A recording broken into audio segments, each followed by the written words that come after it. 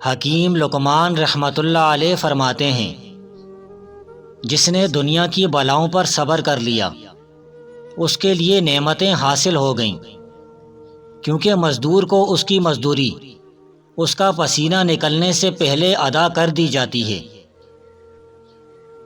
اگر بندہ اللہ عز و جل کا شکر ادا نہیں کرے گا تو وہ ذلت کے گڑھوں میں جا گرے گا۔ جب تک تیری نظر مخلوق میں سے کسی ایک شے پر ہوگی تب تک اللہ عز و جل کے فضل و کرب کی طرف راہ تجھ پر نہیں کھلے گی۔ اے خواہشات کے پتلے، اولیاء اللہ کی حالت کا دعویٰ نہ کر، کیونکہ تو خواہشات کی عبادت کرتا ہے اور اولیاء اللہ معبود برحق کی عبادت کرتے ہیں۔ عاشق مولا کے لیے دنیا ہی جنت ہے، کیونکہ وہ خلق کو اپنا محبوب دیکھتا ہے اور خلق کو دیکھ کر اس کی آنکھوں کو ٹھنڈک حاصل ہوتی ہے۔ اولیاء اللہ کی وجہ سے ہی یہ زمین و آسمان قائم ہے۔ مردوں اور زندوں کو قرار اولیاء اللہ کی وجہ سے حاصل ہوتا ہے۔ اولیاء اللہ وہ لوگ ہیں جنہوں نے اللہ عز و جل کی طلب میں اپنی اولاد و مال کی حفاظت نہیں کی اور حدود شریعہ کو قائم رکھا۔ صرف اللہ کی رضا کے لیے ہی نیک اعمال کیا کرو۔ عمدہ کھانوں اور اچھے لباس کا استعمال اگرچہ اصولاً ممنوع نہیں، لیکن ان کا ترک ان کے اختیار سے کہیں بہتر ہے۔ علم زیادہ معلومات کا نام نہیں، بلکہ یہ تو خاص نور ہے جو اللہ تعالیٰ اپنے پسندیدہ لوگوں کے دلوں میں ڈالتا ہے۔ دین اور شرافت میں خرابی کے بعد ملنے والی دنیا میں خیر نہیں ہے۔ اللہ کی رضا کے لیے جب کوئی کام سر انجام دو تو اسے بہتر انداز میں سر انجام دو۔ ہمارا علم تصوف، شریعت اور سنت سے مضبوط ہوتا ہے۔ جو شخص قرآن کو حفظ نہیں کرتا، حدیث کی کتاب نہیں پڑھتا اور فقہ نہیں سیکھتا، وہ اس لائق نہیں کہ اس کی اقتداء کی جائے۔ جب تک بندہ دنیا اور اس کے تمام متعلقات سے گزر نہ جائے، نفس کے سمندر کو عبور نہ کر لے، خواہشات نفس کے جمیلوں کے سمندروں کو پار نہ کر لے، اس وقت تک وہ روحانیت کے بلند و بالا درجے تک پہنچ نہیں سکتا۔ اگر میری عمر 1000 برس بھی ہو تو میں کبھی پسند نہیں کروں گا کہ اعمال خیر میں قطعاً کوئی کمی ہو۔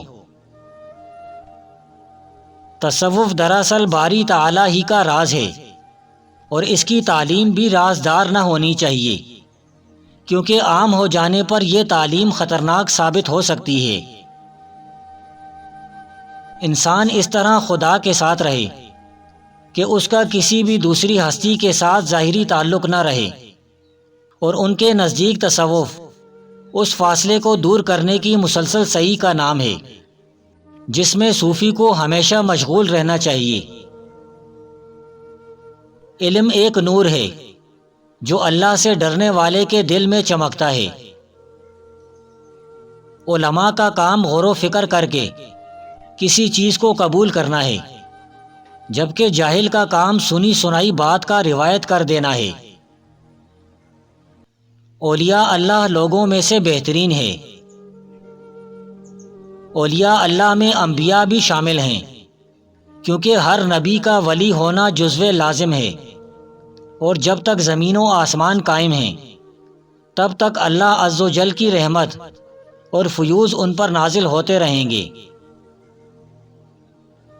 اللہ عز و جل جسے ذلیل کرنا چاہتا ہے اس پر نفسانی خواہشات کو سوار کر دیتا ہے۔ انسان نفسانی خواہشات میں ڈوب کر اللہ تعالیٰ اور رسول صلی اللہ علیہ وسلم کی نافرمانی کرتا ہے اور اپنی موت کو بھول جاتا ہے۔ صادق ایک دن میں 40 بار بدلتا ہے، جبکہ ریاکار 40 سال تک ایک ہی حالت میں رہتا ہے۔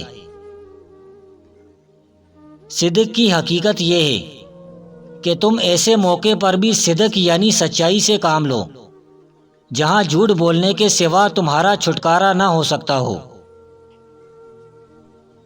اپنے نفس کی اچھی طرح نگرانی کیا کرو اور ہر کام میں رضائے الہی کے طالب بنو۔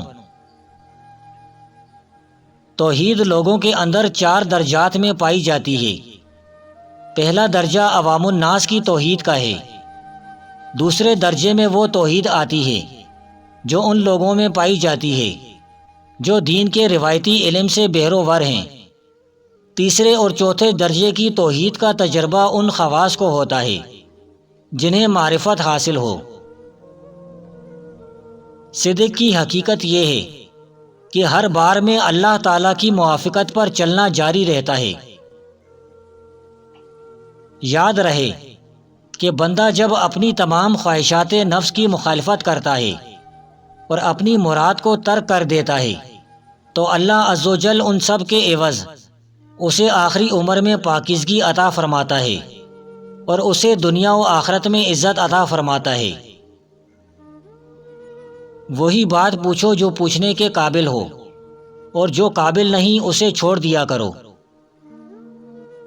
علم ایک قابل احترام چیز ہے، اس کے پاس جاتے رہنا چاہیے۔ نیک کام وہ ہے جو ہمارے سامنے روشن ہو۔ موت کی سختی سے نجات پانا چاہتے ہو تو یہ ایک کام کرو، تمہارا باطنی عمل تمہارے ظاہری عمل سے زیادہ ہونا چاہیے۔ ایمان محض قول نہیں بلکہ قول و عمل کا مجموعہ ہے۔ علم میں کوئی چیز معمولی نہیں ہوا کرتی ہے۔ اے سالک، جب تیری اللہ عز و جل کے ساتھ دوستی ہو جائے گی اور اس کے لیے تیری عبودیت ثابت ہو جائے گی تو تب یہ بات بھی ثابت ہو جائے گی کہ تو نفس کا نہیں اللہ کا بندہ ہے۔ یعنی جب تو نے نفسانی خواہشات کو رون دیا تو تو زاہد بن گیا۔ اگر دولت مند ہونا چاہتے ہو تو سبحان اللہ 33 بار، الحمدللہ 33 بار، اللہ اکبر 34 بار فجر اور عصر کے بعد پڑھنے کا معمول بنا لیں، جلد دولت مند ہو جاؤ گے۔ جب بندہ اپنے تمام کام اللہ کے سپرد کر دیتا ہے تو اللہ عز و جل اس کا محافظ بن جاتا ہے۔ جب حاکم موٹا ہو جائے تو جان لو کہ وہ رب کی امانت میں خیانت کر رہا ہے۔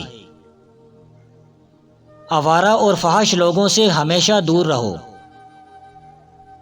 نفرتیں تو انسان کا بنایا ہوا ذاتی مسئلہ ہے، ورنہ قدرت تو محبت کا درس دیتی ہے۔ خوف خدا دیکھنا ہے تو مسلمان کو دیکھ جو روزے میں وضو کا پانی منہ میں لے کر بھی پیتا نہیں۔